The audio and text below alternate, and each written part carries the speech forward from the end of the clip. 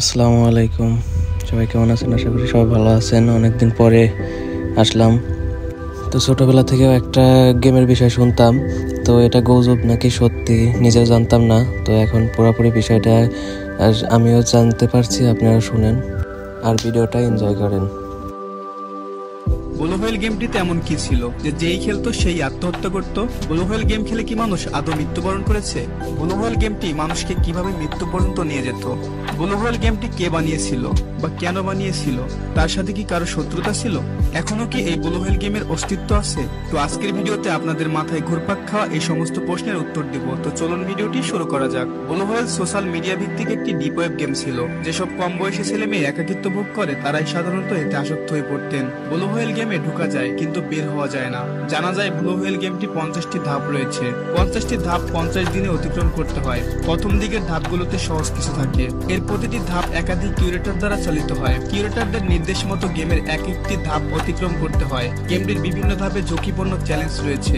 Belt দিয়ে হাতে তিমির ছবি আঁকা, সারা গায়ে আসর কেটে রক্তাক্ত করা, ভোরে একাকী ছাদের কালিশে ঘুরে বেড়ানো, রেল লাইনের সামনে সময় কাটানো, ভয়ের সিনেমা দেখা ইত্যাদি। চ্যালেঞ্জ নেওয়ার পর এসব ছবি কিউরেটরকে পাঠাতে হয়। ব্লু হোয়েলের 27তম দিনে হাত কেটে ব্লু হোয়েলের ছবি আঁকতে হতো।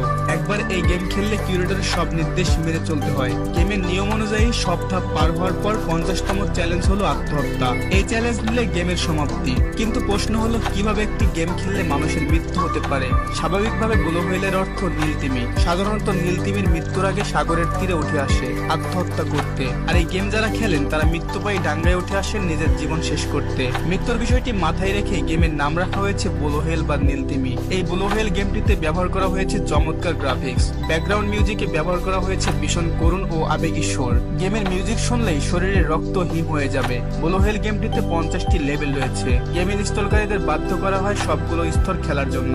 রাশিয়ায় শুরু হলেও এই গেমের প্রভাব পড়েছিল এশিয়ার অনেক দেশে।